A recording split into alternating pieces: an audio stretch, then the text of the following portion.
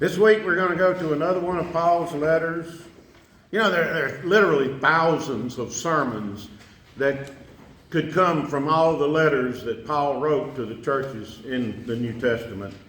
We're going to do one today from a small part of a larger section of verses there that I know you've heard about. But you know, Paul traveled. He started churches. Then he would leave people at those churches to make sure that they kept going. And from time to time, he would have to write them letters, like to Timothy, for instance, to give them more instruction and to the people of the church, because they were under all kinds of negative influences, internal and external, as we talked about a couple of weeks ago in Corinthians. The church in Corinth was having a lot of problems. Paul wrote them letters to try to get them back on the right track and get them to thinking correctly. Well, the same thing about the letter that we're going to look at this week. Those letters that he wrote were giving them instructions on how to fight what he refers to as the evil one. And we all know without a doubt who that is, right? There's no doubt as to who that is. He's here on this earth. He's trying to turn us away from Jesus. He's trying to make us doubt Jesus.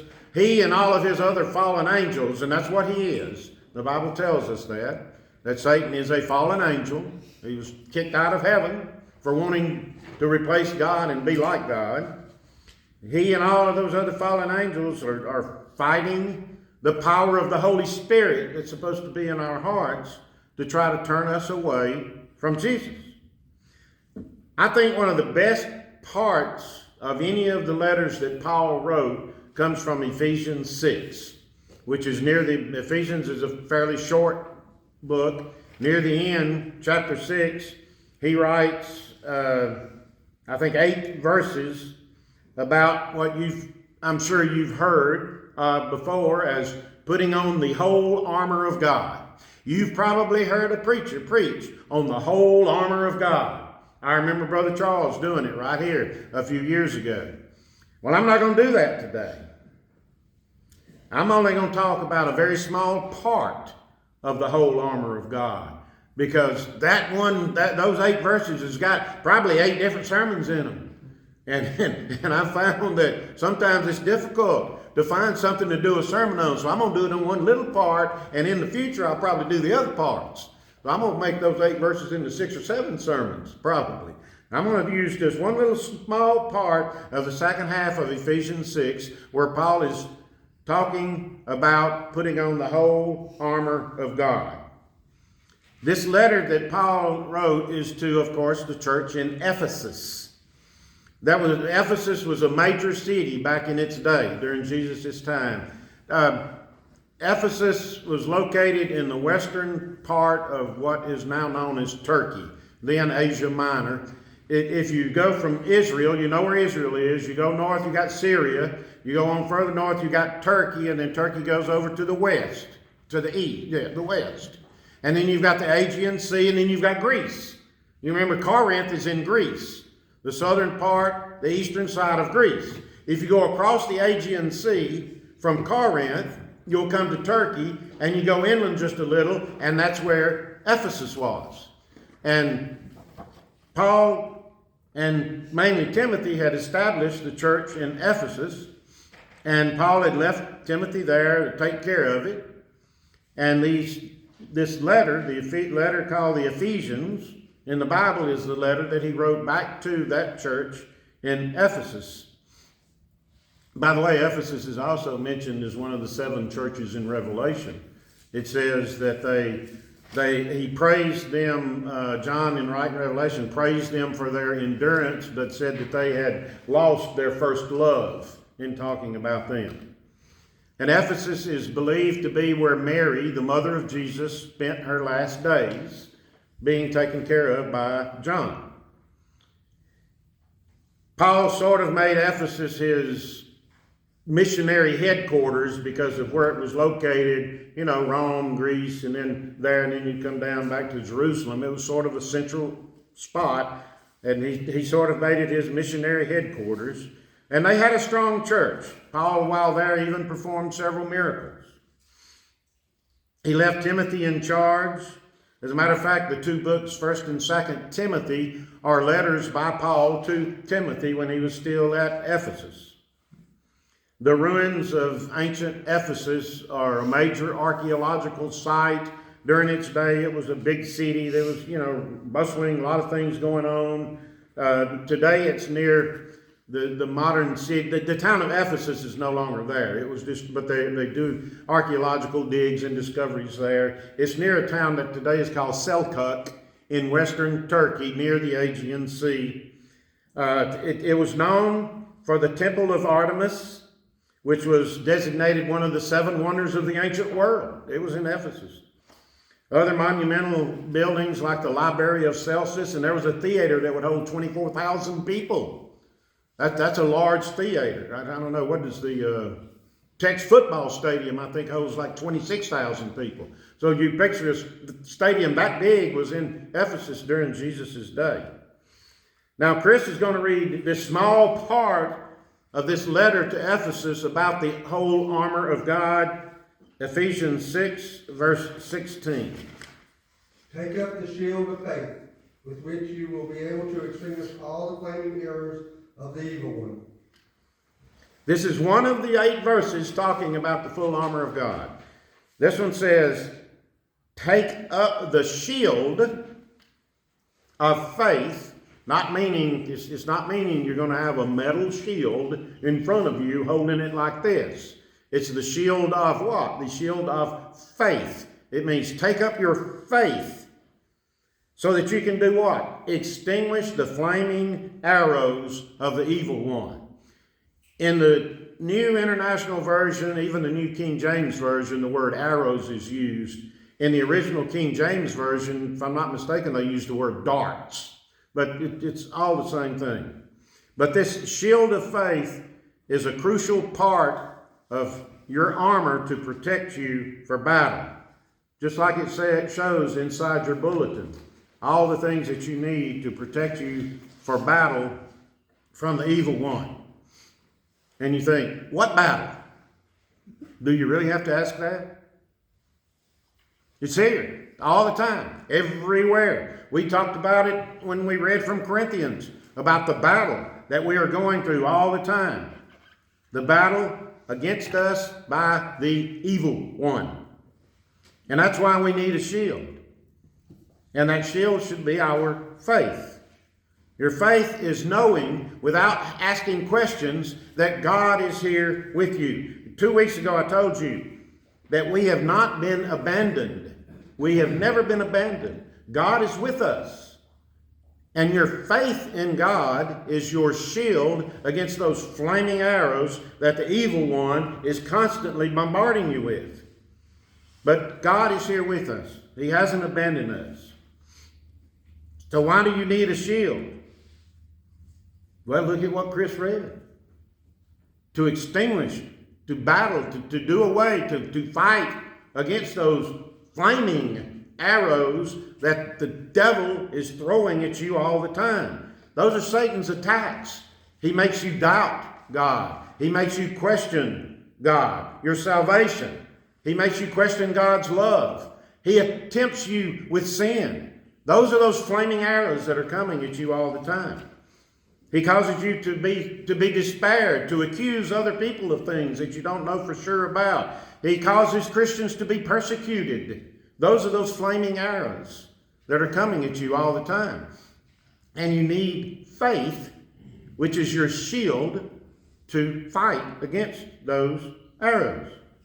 Satan is attacking us individually, as a church, as a Christian faith, communities, even whole countries. This country is under attack from those flaming arrows right now. If you look at what's going on, you know that that's so. He's constantly attacking us. There's no shortage of ways that you can find where he's attacking church and Christianity. 2 weeks ago, when that group of protesters broke into that church, came into that church in St. Paul, Minnesota, and stopped a Christian religious service, that was an attack by Satan.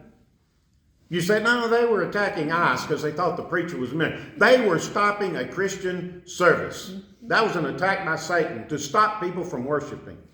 That's just one way he does it. You know, we have a constitutional given right to worship however we want. And that was interrupted by those people that came into that church. Their Christian beliefs were interrupted. There's no shortage of attacks, the flaming arrows that are coming at us if you start looking around. All the time and from every direction in many different ways. Now it says arrow. Like I said, the King James Version, I'm almost positive, says darts.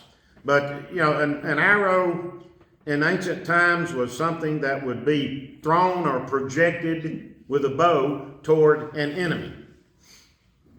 The original Greek word used in Matthew was Bailey, B-E-L-E, excuse me, which can be translated as arrow, dart, javelin, or spear. The King James Version used the word dart. The more recent translations from that, including the New King James Version, uses the word arrow. Most people, when they read this verse, what they're going to be reading is the word arrow. Flaming arrows are sharp. They pierce. They're on fire. In Paul's day, they would take an arrow and they would put tar and pitch on it, and they would set it on fire, and they would shoot it at their target. And when it hit their target, what would it do? It would spread to create as much devastation and destruction as they could with it. That's what they were hoping for. They would shoot those things at the enemy, and their purpose was widespread destruction and death.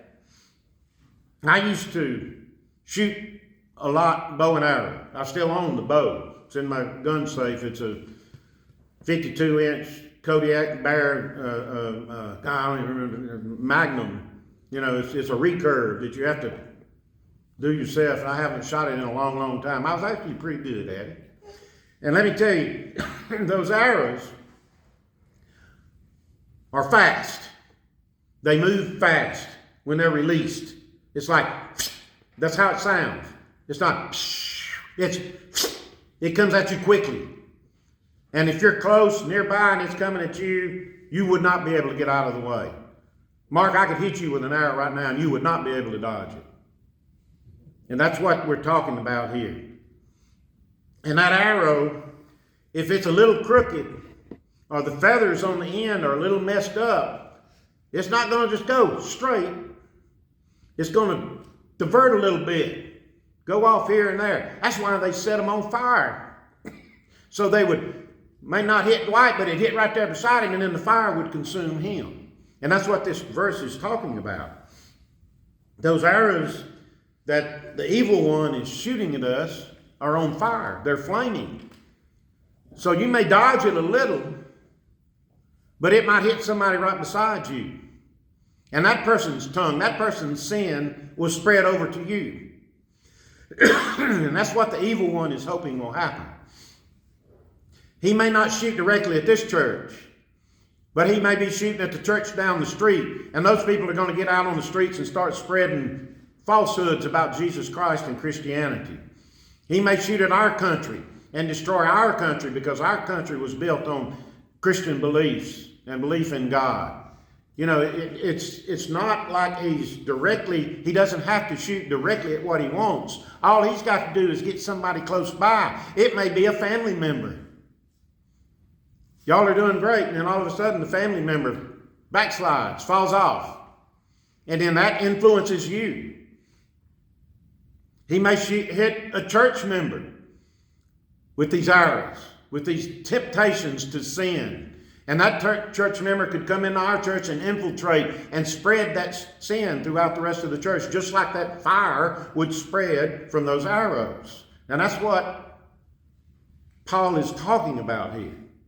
He don't have to hit dead center. All he's got to do is be near. All he's got to do is be a family member, another church member that can be tempted to sin, and they can backslide and start sinning, and that sin will spread to other people in your family, in your church, in our community, in our country even. And that's what's happening today. He doesn't have to hit you directly to get you to be the one to sin. It could be someone close to you, someone in your life, someone in your church, someone in your community. But sooner or later, it's going to spread. Unless we do what? Unless we put up that shield of faith. Unless we put up that shield of faith, that flaming arrow is going to hit a target and it's going to spread. If it hits a target, then you've got that shield yourself and you can stop it from spreading. With the right words and the right beliefs and the right teaching, you can stop it from spreading. But we know that that evil one, Satan, the devil, Lucifer, the great deceiver, our adversary, we know that he's out there trying. He's a fallen angel and he's got plenty of arrows to shoot at all different people and churches and organizations and communities and countries, and he's doing that every day. He's trying to infiltrate us with those flaming arrows of sin. Look around you. It's everywhere. And how do you take up your shield? Remember God's greatness. Know that He is present. He's here with us. He has not abandoned us. We have a great shield in this church. I think we have a wonderful group of people in this church. I think none of us are on fire right now for Satan, are we? Hopefully you're on fire for God and Jesus Christ. Hopefully that arrow from Satan hasn't hit you and you're going to be the one that infiltrates this church with sin. We don't want that. We don't need that. And our shield of faith, is going to keep it out. And a group of believers form a much stronger shield. A church like ours can form a very strong shield in our community. And I think we do that. You know, as a church, we're stronger in larger numbers. Together, we have a pretty good shield that we can put up, all of us. But if you need help, go to another member of our church. Tell them, I need your help. I need to talk to you. There's something bothering me. Together, you can put up a stronger shield. That person can help you stop those arrows that are coming at you from every direction all the time. When you're tempted to sin, apply what you believe in God and Jesus Christ. When you're tempted to sin, search your mind for what you've been taught about Jesus and God. When you're tempted to sin, take those ideas, those truths, those facts, and those things will make you and your shield stronger. So what do you believe? Can you as an individual by yourself fight off all those flaming arrows? You may be able to. But if you can't, we're here to help. Someone in this church is here to help if you think you need it. Many people cannot withstand an onslaught of temptation to sin from the devil. They give in and the arrow hits them. So all I have to ask you today is, are you wearing your shield of faith? Amen.